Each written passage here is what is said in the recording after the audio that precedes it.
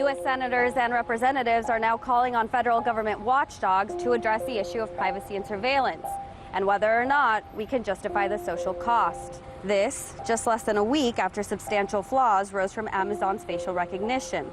This came from a test commissioned by the American Civil Liberties Union that falsely identified over 28 members of Congress as convicted criminals. These test results include members from both political parties, as well as men and women, and most notably people of color. And given the recent racial disparities in law enforcement across the country, it's no wonder so many people are concerned with its use. Members of Congress are calling for an investigation of the pros and cons of the technology. 3 U.S. representatives wrote a letter to Amazon CEO Jeff Bezos voicing their deep concerns. And in a second letter this week, members of Congress wrote to the Government Office of Accountability saying, given the recent advances in commercial facial recognition technology and its expanded use by state, local, and federal law enforcement, particularly the FBI and Immigration and Customs Enforcement, we ask that you investigate and evaluate the facial recognition industry and its government use. So far, only Washington County Police in Oregon and the Orlando PD are using Amazon's pilot program for facial recognition. But the Orlando PD recently said they will not be renewing their contract with Amazon. Rising public concerns note that not only could it infringe on privacy rights, but most importantly, this could cost people their freedom or even their lives. While the letters focus on facial recognition in law enforcement, citizens are more broadly concerned with data collected on this software. I think we have to figure out how privacy plays into the technology realm, particularly with these kinds of technologies. And it's going to change, I think, in the very near future, how we look at privacy because of the invasion that this technology puts on the average citizen. And even though an Amazon spokesperson noted that Amazon recognition is a tool to help law enforcement prevent crime, privacy continues to be a growing concern among voters as technology becomes more invasive. The bigger picture is as more and more data becomes available about each and every one of us, with more and more consumer and surveillance devices around us, debates like these will only grow more prevalent. The smartphone uses facial recognition technology to unlock it. But one day after Apple unveiled the iPhone X, just one day later, a Democratic senator asked the company, what do you plan to do with all that data? It is the biggest leap forward since the original iPhone. In California this week, Apple pulled back the curtain on its latest gizmo, packed full of new tech and now new questions. We call this Face ID. A forward-facing camera system will use depth sensors to map the contours of your face, unlocking your phone. Your iPhone now recognizes you. Facial recognition isn't a new concept, but with an estimated 700 million iPhones reportedly in use around the globe, there are new privacy concerns about this technology. There's always a chance that someone could physically force you to unlock your device by grabbing your hand or holding the phone up to your face. You also have to worry about where this information is being shared. Now Congress is asking where that information could go. The latest revelation by WikiLeaks, released Thursday, says that the CIA has been able to hack into iPhones for as long as a decade. The new document dump details several software tools, one of which is so powerful it allows Langley to remotely download and upload files and apps onto your iPhone. This is the second CIA-related leak that the website has made this month, and it promises much more. Here's RT's Alexei Arashevsky.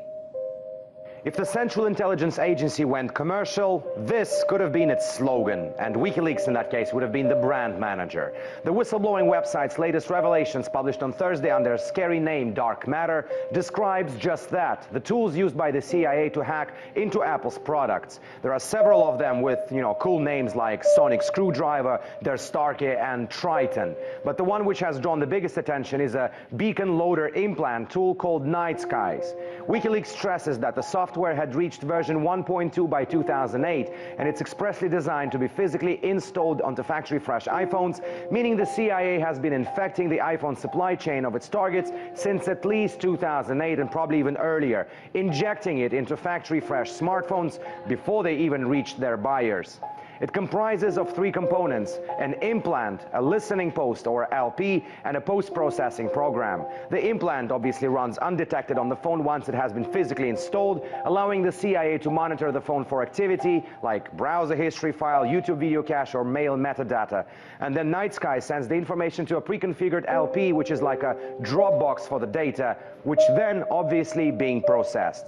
The TechCrunch website analyzed the software and said it was quite powerful, as Night Skies could access your address book, the SMS conversations and call logs in order to upload it to the CIA servers. The agency could also execute commands on the iPhone remotely to install new tools and even more so, download any files or upload any files into the device.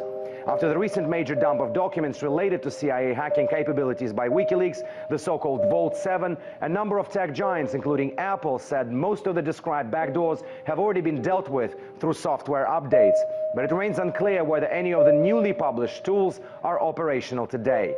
And let's not forget, the 9,000 documents revealed by WikiLeaks as part of their CIA expose were only 1% of what those behind the website claim they have in their possession.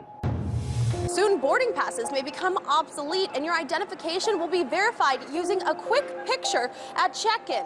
But the new process has sparked some major privacy concerns. I think a lot of people are concerned that once their face is out there, it can be uploaded to other surveillance tools that can track them throughout their entire movements throughout the country. And I think that's where people are saying it's an invasion of privacy. In an effort to boost airport security in conjunction with the CBP, JetBlue is now testing a paperless program that verifies travelers using facial recognition technology instead of a boarding pass, making your traveling experience quicker and easier. Launched earlier this year at Boston Logan International Airport, the pilot program allows passengers to board their flight to Aruba hands-free. JetBlue is now testing the same process on flights from Boston to Santiago, Dominican Republic. Here's how it works. The traveler will get their photo taken. Then the technology would match your face with your passport photo through Customs and Border Patrol. It takes 3 to 4 seconds, and then you get the green light to board the plane, as opposed to showing your boarding pass to a gate agent. Joanna Garrity, Executive Vice President of Customer Experience for JetBlue, said in a statement, "We hope to learn how we can further reduce friction points in the airport experience, with the boarding process being one of the hardest to solve. Self-boarding eliminates boarding pass scanning and manual passport checks. Just look into the camera and you're on your way." Yet, despite privacy concerns, many think it will be a good idea. I think it's a great idea because it's going to save time, and you're not going to have to be fumbling for documents all the time. Yes, I think it's a great idea. It'll save a lot of time, and privacy, I have no concerns at all. And in light of recent attacks, experts say that this kind of technology is the way of the future. This is absolutely the way of the future. I mean, we're in a society now where we have to know who's in this country. We have to know people's movements in this country. I mean, we're in a post 9/11. We're still having terrorist attacks. We had one recently last month in the city of New York. So yeah, absolutely. This is the way we're going to see this society going. And other airlines have also implemented programs using facial recognition technology. Earlier this year, Delta tested out a hands-free bag check program, and JetBlue is expected to expand its biometric facial recognition program if the pilot in Boston is successful. But agencies use facial recognition technology to catch crooks. But privacy advocates say the technology could be abused by unseen cameras that identify us. Morgan Wright reports. I think it's going to proliferate, and you're going to see it more widely used. Facial recognition technology was recently used in Annapolis, Maryland, to help identify the suspect in the shooting death of 5 people in the Capital Gazette newsroom shooting. The police had the suspect in custody, but couldn't identify him with a fingerprint match. They took an image of the individual, a mugshot, and they compared it against a database of mugshots and other images that they already had at the police station. And that's how they positively identified him.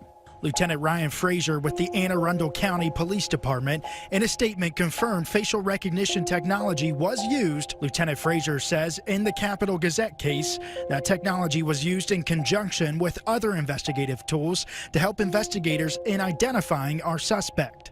The American Civil Liberties Union has concerns over the use of facial recognition. They say it's too much power for the government to have. Face recognition is potentially like the nuclear weapon of surveillance. Jay Stanley says there are serious questions about the technology and its effectiveness, and it creates privacy concerns. It potentially could give law enforcement the ability to hit rewind on anybody's life find out everywhere they've been, who they've been with, what they've been doing, what religious or sexual or political or medical activities they've been engaged in.